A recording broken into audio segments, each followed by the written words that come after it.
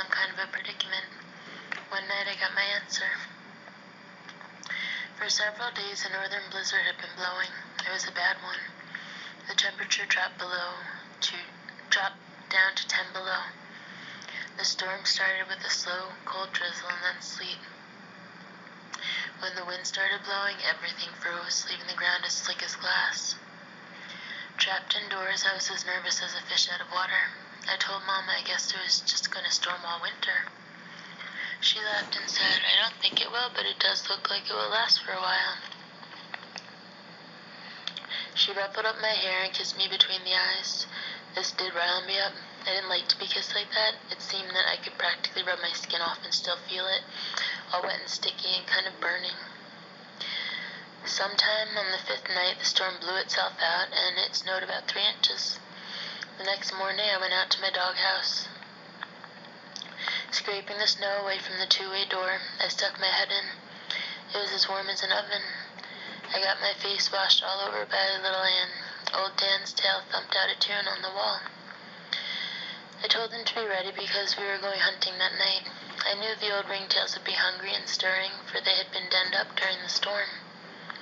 That evening, as I was leaving the house, Papa said, "Billy, be careful tonight.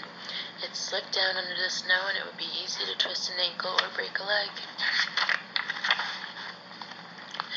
I told him I would and that I wasn't going far, just down back of our fields in the bottoms. "Well, anyway," he said, "be careful. There'll be no moon tonight, and you're going to see some fog next to the river." Walking through our fields, I saw my father was right about it being slick and dark. Several times I slipped and sat down. I couldn't see anything beyond the glow of my lantern, but I wasn't worried. My light was a good one, and Mama had insisted that I make 2 little leather pouches to cover the blades of my axe. Just before I reached the timber, old Dan shook the snow from the underbrush with his deep voice. I stopped and listened. He bawled again. The deep bass tones rolled around under the tall sycamores, tore their way out of the thick timber, traveled out over the fields, and slammed up against the foothills. There, they seemed to break up and die away in the mountains. Old Dan was working the trail slowly, and I knew why. He would never line out until little Ann was running by his side. I thought she would never get there. When she did, her beautiful voice made the blood pound in my temples. I felt the excitement of the hunt as it ate its way into my body. Taking a deep breath, I reared back and whooped as loud as I could. The coon ran upriver for a while, and then, cutting out of the bottoms, he headed for the mountains. I stood and listened until their voices went out of hearing. Slipping and sliding, I started in the direction I had last heard them. About halfway to the foothills, I heard them coming back. Somewhere in the rugged mountains, the coon had turned and headed toward the river. It was about time for him to play out a few tricks, and I was wondering what he would do. I knew it would be hard for him to hide his trail with snow on the ground, and I realized later that the smart old coon knew this too. As the voices of my dogs grew louder, I could tell that they were coming straight toward me. Once I started to blow out my lantern, thinking that maybe I could see them when they crossed our field, but I realized I didn't stand a chance of seeing the race in the skunk-black night. Down out of the mountains they brought him, singing a hound dog song on his heels. The coon must have scented me or seen my lantern. He cut to my right and ran between our house and me. I heard screaming and yelling from my sisters. My father started whooping. I knew my whole family was out on the porch listening to the beautiful voices of my little red hounds. I felt as tall as the tallest sycamore on the riverbank. I yelled as loud as I could. Again I heard the squealing of my sisters and the shouts of my father. The deep voices of old Dan and little Ann bored a hole in the inky black night. The vibrations rolled and quivered in the icy silence. The coon was heading for the river. I could tell my dogs were crowding him and wondered if he'd make it to the water. I was hoping he wouldn't, for I didn't want to wade the cold water unless I had to do it. I figured the smart old coon had a reason for turning and coming back to the river and wondered what trick he had in mind. I remembered something my grandfather had told me. He said, "Never underestimate the cunning of an old river coon." When the nights are dark and the ground is frozen and slick, they can pull some mean tricks on a hound. Sometimes the tricks can be fatal. I was halfway through the fog-covered bottoms when the voices of my dogs stopped. I stood still, waited, and listened. A cold silence settled over the bottoms. I could hear the snap and crack of sap-frozen limbs. From far back in the flinty hills, the long, lonesome howl of a timber wolf floated down in the silent night. Across the river I heard a cow moo. I knew the sound was coming from the lowery place. Not being able to hear the voices of my dogs gave me an uncomfortable feeling. I whooped and waited for one of them to bawl. As I stood waiting, I realized something was different in the bottoms. Something was missing. I wasn't worried about my dogs. I figured that the coon had pulled some trick, and sooner or later they would unravel the trail. But the feeling that something was just not right had me worried. I whooped several times, but still could get no answer. Stumbling, slipping and sliding, I started on. Reaching the river, I saw it was frozen over. I realized what my strange, uneasy feeling was. I had not been able to hear the sound of the water.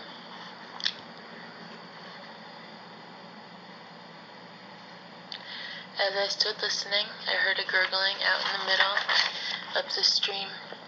The river wasn't frozen all the way across. The still, eddy waters next to the banks had frozen, but out in the middle, where the current was swift, the water was running, leaving a trough in the ice pack.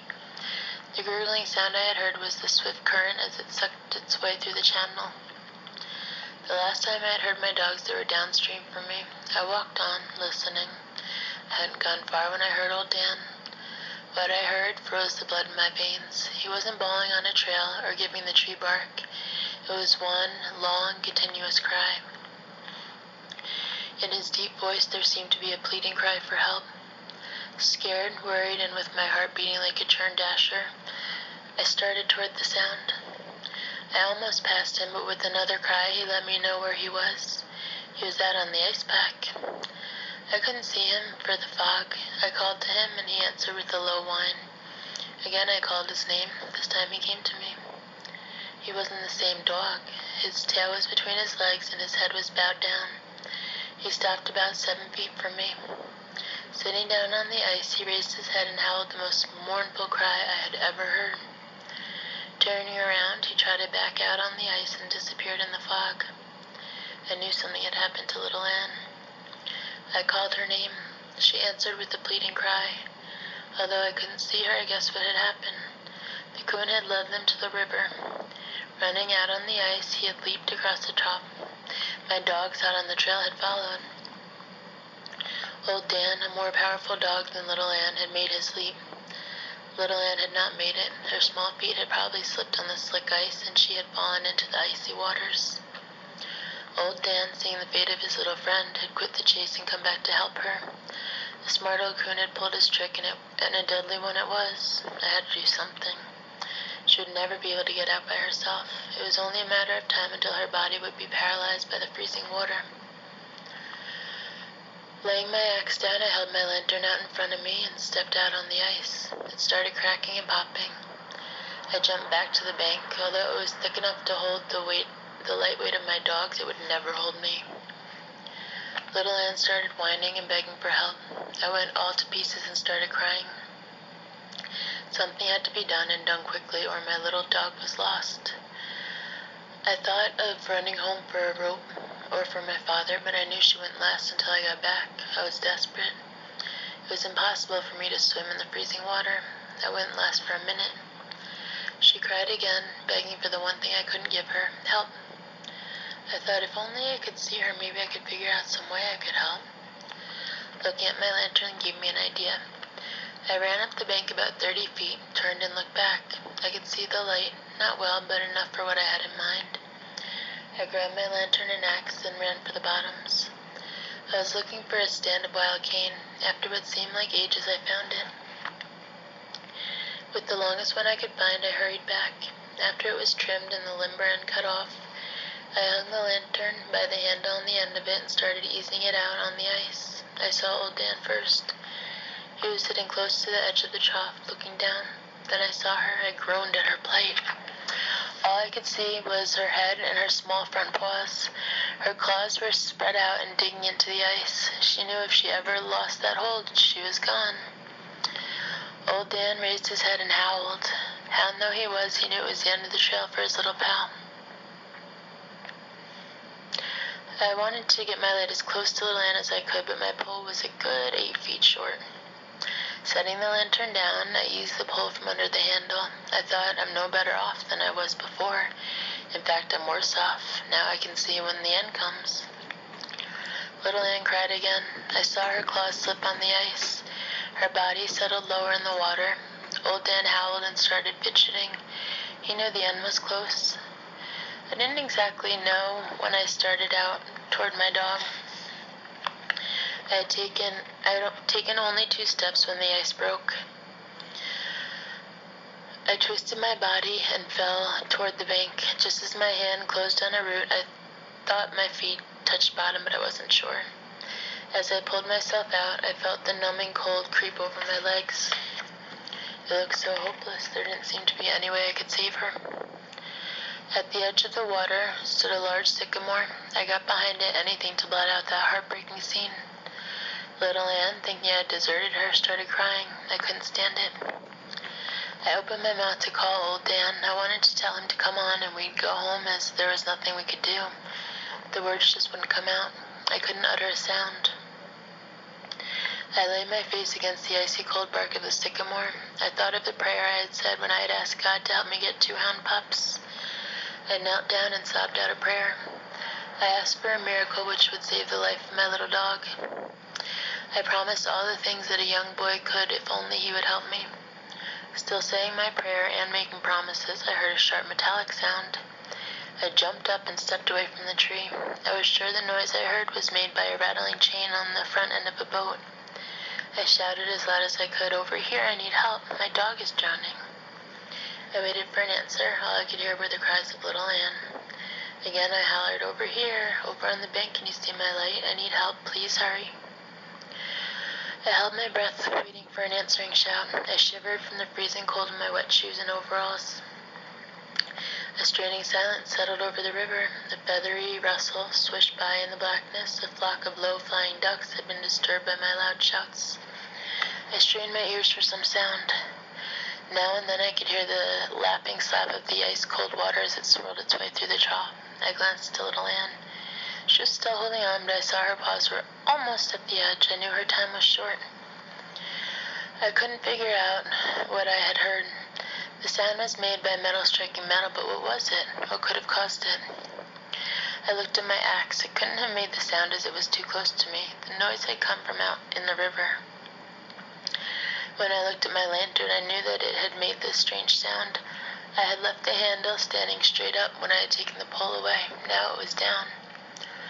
For some unknown reason, the stiff wire handle had twisted in the sockets and dropped. As it had fallen, it had struck the metal frame, making the sharp metallic sound I had heard. As I stared at the yellow glow of my light, the last bit of hope faded away. I closed my eyes, intending to pray again for the help I so desperately needed. Then, like a blinding red flash, the message of the lantern bored its way into my brain. There was my miracle. There was the way to save my little dog. And the metallic sound I had heard were my instructions. They were so plain. I couldn't help but understand them. The bright yellow flame started flickering and dancing. It seemed to be saying, "Hurry, you know what to do." Faster than I'd ever moved in my life, I went to work. With a stick, I measured the water in the hole where my feet had broken through the ice. I was right, my foot had touched bottom. 18 inches down, I felt the soft mud. With my pole, I fished the lantern back to the bank. I took the handle off, straightened it out, and bent a hook in one end. With one of my shoelaces, I tied the wire to the end of the cane pole. I left the hook sticking out about 6 inches beyond the end of it. I started shouting encouragement to Little Ann. I told her to hang on and not to give up, for I was going to save her. She answered with a low cry. With the hook stuck in one of the ventilating holes in the top of my light, I lifted it back out on the ice and set it down. After a little wiggling and pushing, I worked the hook loose and laid the pole down. I took off my clothes, picked up my axe, and stepped down into the hole in the icy water. I came to my knees. Step by step, breaking the ice with my axe, I waded out. The water came up to my hips and then to my waist. The cold bite of it took my breath away. I felt my body grow numb. I couldn't feel my feet at all, but I knew they were moving. When the water reached my armpits, I stopped and worked my pole toward Little Ann. Stretching my arms as far out as I could, I saw I was still a foot short. Closing my eyes and gritting my teeth, I moved on. The water reached my chin. I was close enough. I started hooking at the collar of Little Ann. Time after time, I felt the hook almost catch. I saw I was fishing on a wrong ankle. She had settled so low in the water I couldn't reach her collar. Raising my arms above my head so the pole would be on a slant, I kept hooking and praying. The seconds ticked by. I strained for 1 more inch. The muscles of my arms grew numb from the weight of the pole.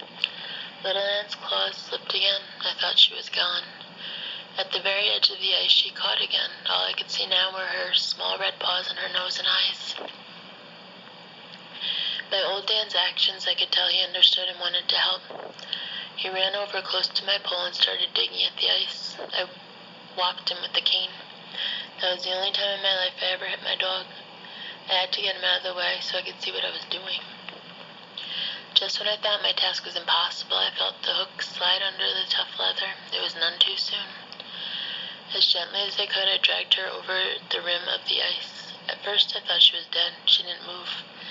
Old Dan started whining and licking her face and ears. She moved her head. I started talking to her. She made an effort to stand, but couldn't. Her muscles were paralyzed, and the blood had long since ceased to flow. At the movement of Little Ann, old Dan threw a fit. He started barking and jumping. His long red tail fanned the air. Still holding onto my pole, I tried to take a step backward. My feet wouldn't move. A cold, gripping fear came over me. I thought my legs were frozen. I made another effort to lift my leg. It moved. I realized that my feet were stuck in the soft, muddy bottom. I started backing out, dragging the body of my little dog. I couldn't feel the pull in my hands. When my feet touched the icy bank, I couldn't feel that either. All the feeling in my body was gone. I wrapped Little Ann in my coat and hurried into my clothes. With the pole, I fished my light back. Close by was a large drift. I climbed up on top of it and dug a hole down through the ice and snow until I reached the dry limbs. I poured half of the oil in my lantern down into the hole and dropped in a match. In no time I had a roaring fire. I laid Little Ann close to the warm heat and went to work. Old Dan washed her head with his warm red tongue while I massaged and rubbed her body. I could tell by her cries when the blood started circulating. Little by little, her strength came back. I stood her on her feet and started walking her.